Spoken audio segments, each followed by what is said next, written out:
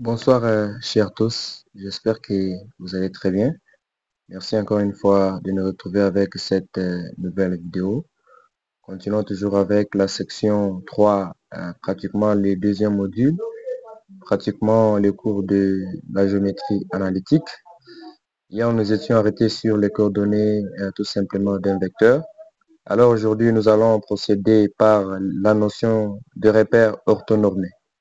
Alors, nous savons très bien tout simplement que lorsque les deux vecteurs peuvent être orthogonaux, par exemple, si l'un au moins de ces deux vecteurs est nul, et s'il existe également trois points non alignés A, B et C, telle que l'expression que vous voyez là, si nous faisons par exemple le vecteur U et le vecteur C, et que cela formait tout simplement un angle ABC en A, alors vous allez vous rendre compte que lorsque nous sommes en train d'étudier cette notion, il faudrait pratiquement que la somme, soit la somme des produits de deux vecteurs en question puisse être égale à 0. Il s'agira tout simplement de vecteurs orthogonaux. Alors les vecteurs qui sont orthonormés, c'est-à-dire ce sont les deux vecteurs qui ont la même norme, ou soit les mêmes modules, ou soit la même magnitude, ou soit la même distance. Alors nous allons essayer de procéder également sur les notions de base de vecteurs, sachant qu'un vecteur tout simplement c'est un objet mathématique qui est pratiquement défini tout simplement par des points qui tendent de A vers le B. Alors il peut également être caractérisé par une certaine direction qui appartient bien sûr, et ça peut être la droite AB. Il y a aussi pratiquement son sens qui tend de l'origine à l'extrémité, mais aussi sa longueur appelée norme, ou soit magnitude, ou soit module, ainsi de suite. Vous allez vous rendre compte qu'il y a aussi un scalaire qui est un paramètre tout simplement physique, caractérisé tout simplement par sa magnitude. Et aussi, il n'est pas associé pratiquement à une direction. Ça peut être par exemple une masse, ça peut être par exemple l'accélération de pesanteur, ça peut être par exemple les temps, l'accélération, tout simplement la vitesse, ainsi de suite.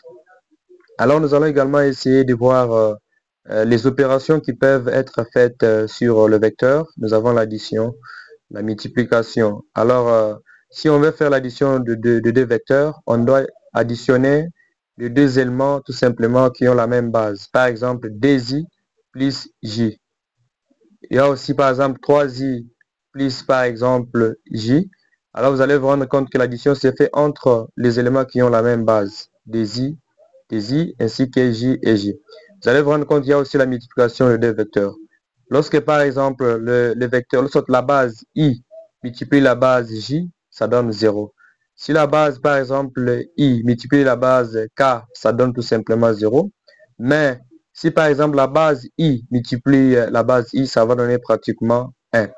C'est la raison pour laquelle il peut y avoir également la multiplication de deux vecteurs, alors que ce qui va nous donner tout simplement un scalaire. Alors ces opérations peuvent être faites, et si vous avez un scalaire qui multiplie par exemple le vecteur, vous allez vous rendre compte que ce scalaire doit multiplier tous les éléments vectoriels. Nous allons également tout simplement présenter, quand vous voyez là l'opposé d'un vecteur. Admettons, nous avons un vecteur U caractérisé par AB, qui tend de l'origine A vers l'extrémité B. Et pour trouver, par exemple, le vecteur correspondant tout simplement à ces deux points, on devait prendre l'extrémité moins l'origine. Alors, vous allez vous rendre compte que, par exemple, l'opposé du vecteur AB, tout simplement, peut être égal à BA. Et à cela, on devrait associer tout simplement les signes négatifs. Vous allez vous rendre compte que ceci peut être fait tout simplement avec aussi la différence que vous voyez de I moins V. On devait également soustraire les éléments ayant la même base. Les règles des calculs sont présentées sur les tableaux que vous voyez là. Et voilà comme la première règle qui dit que I vectoriel plus, entre parenthèses, moins V vectoriel, cela devrait pratiquement donner I vectoriel moins V vectoriel.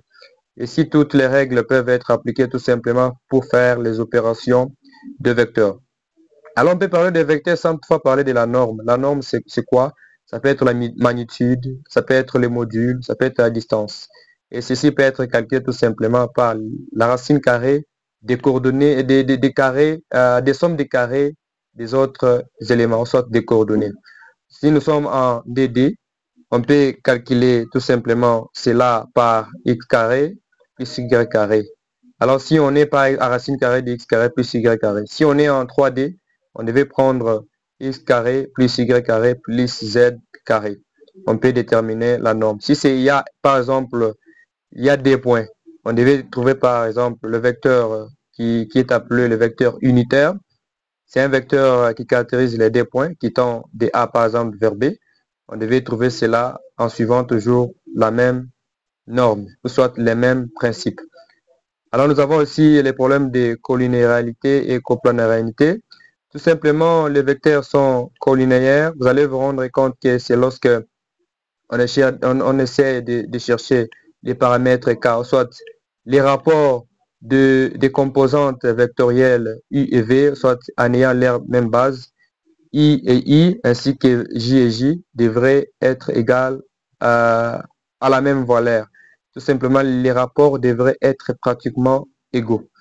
Vous allez vous rendre compte que ces deux vecteurs peuvent être également parallèles. Alors, encore une fois, nous rappelons, il y a aussi les théorèmes qui peuvent être présentés. Par exemple, les vecteurs sont coplanaires. Si par exemple la somme des vecteurs en question nous donne tout simplement 0. Alors, merci encore une fois de plus. Ceci est la fin de notre exposé de ce soir.